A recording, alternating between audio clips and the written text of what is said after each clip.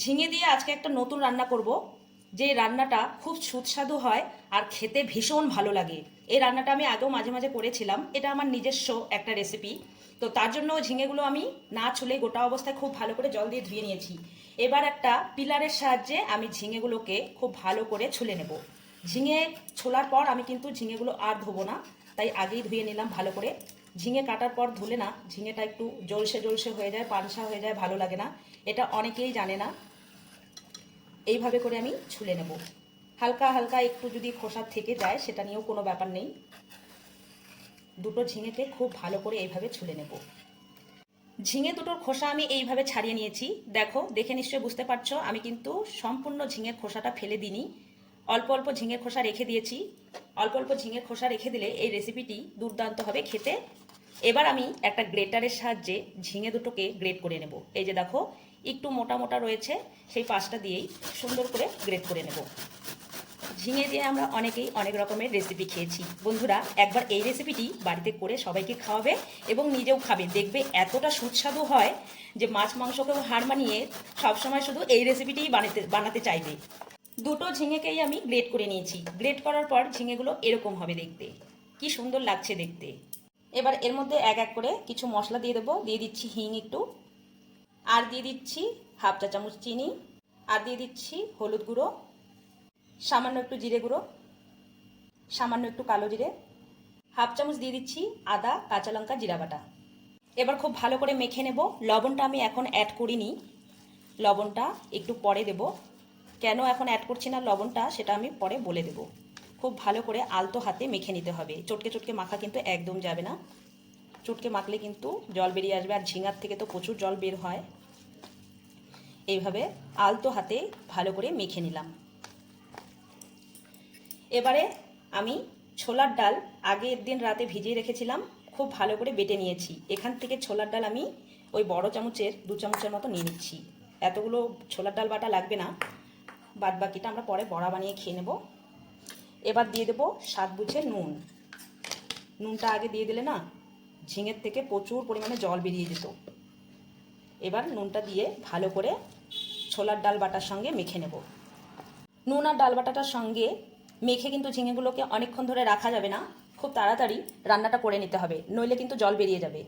গ্যাসে কড়াই বসিয়ে দিয়ে তেল দিয়ে দিচ্ছি। আমি এখানে রান্নাটা সর্ষের তেল দিয়ে করছি, তোমরা চাইলে কিন্তু সাদা তেল দিয়েও রান্নাটা করে নিতে পারো। তেলটাকে ভালো করে গরম করে নিয়ে এবার ঝিঙেগুলোকে বড়ার আকারে ভেজে নেব।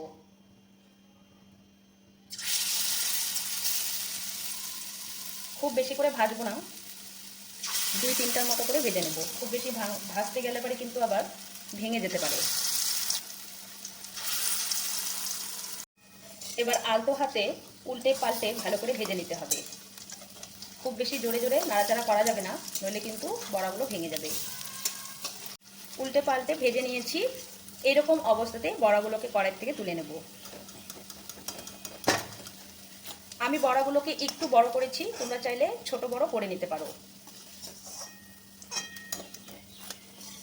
একই রকম করে সবগুলো ঝিঙের বড়া আমি ভেজে নেব। বড়াগুলো ভেজে নেওয়ার পর কড়াইয়ে একটুকু তেল ছিল না, আমি এখানে 2 থেকে 3 চামচ 4 চামচের তেল দিয়ে দিলাম। এই রান্নায় খুব বেশি তেলের প্রয়োজন নেই। এবার তেলটা গরম হয়ে গেলে ফোড়নে দিয়ে দিচ্ছি একটা তেজপাতা, একটা শুকনো লঙ্কা, আর দিয়ে দিচ্ছি দারচিনি, এলাচ, আর দিয়ে দিচ্ছি জিরে, সামান্য একটু হিং। ফোড়নটাকে একটু ভেজে নেব। এই সময় কিন্তু গ্যাসের ফ্লেমটা লোতে আছে। গ্যাসের ফ্লেমটাকে মিডিয়াম টু লোতে রেখে 2 মিনিটের মতো আমি এই ফোড়নটাকে ভেজে নিয়েছি। এবার জিরা, কাঁচা লঙ্কা, টমেটো, আদা বেটে নিয়েছি, এখানে দিয়ে দিলাম। 2টা কাঁচা লঙ্কা ভেঙে দিয়ে দিলাম, আর দিয়ে দিচ্ছি ওই সামান্য একটু ধনে গুঁড়ো, সামান্য একটু জিরে গুঁড়ো, পরিমাণ বুঝে দিয়ে হলুদ গুঁড়ো, স্বাদ বুঝে শুনে নুন দিয়ে দিলাম। নুনটা একটু কমই ব্যবহার করছি, কারণ এর মধ্যে খুব বেশি একটা ঝোলও হবে না, আবার আলুও যেহেতু করছে না। তোমরা চাইলে কিন্তু এই রান্নাটার মধ্যে আলু অ্যাড করতে পারো। আর দিয়ে দিচ্ছি চিনি। এবার ভালো করে মশলাটাকে কষিয়ে নেব। আমি এই রান্নায় কাশ্মীর লঙ্কার গুঁড়ো বা লাল লঙ্কার গুঁড়ো কোনোটাই আমি এর মধ্যে ব্যবহার করলাম না, তোমরা চাইলে কিন্তু ব্যবহার করতে পারো। কালারটাও খুব সুন্দর আসবে, স্বাদের কোনো হেরফের হয় না। মশলাটাকে ভালো করে কষিয়ে নিয়েছি, দিয়ে দিচ্ছি জল। খুব বেশি জল কিন্তু দেব না, যেহেতু গা মাখা রান্না হবে, তাই খুব বেশি জল দেওয়ার প্রয়োজন নেই। আর এখানে যেহেতু আলু পড়ছে না এই রান্নায়, তাই জলের সেদ্ধ হওয়ার কোনো কিছুর ব্যাপার নেই এখানে। ঝোলটা ভালো করে ফুটিয়ে নিয়েছি, দিয়ে দিচ্ছি গরম মশলার গুঁড়ো আর দিয়ে দিচ্ছি ঘি। যেহেতু একদমই নিরামিষ রান্না, তাই ঘি, গরম মশলার গুঁড়োটা অবশ্যই অ্যাড করার চেষ্টা করবে, আর চিনিটা। তাহলে নিরামিষ যে কোনো রান্নায় কিন্তু ভীষণ সুন্দর হয় আর টেস্টটাও ভীষণ সুন্দর আসে। এবার ভালো করে ফুটিয়ে নিয়ে দিয়ে দিচ্ছি ভেজে রাখা ঝিঙের বড়াগুলো। নেড়ে চেড়ে ওই 2 থেকে 3 মিনিটের মতো ফুটিয়ে নেব, খুব বেশি ফোটাতেও লাগবে না।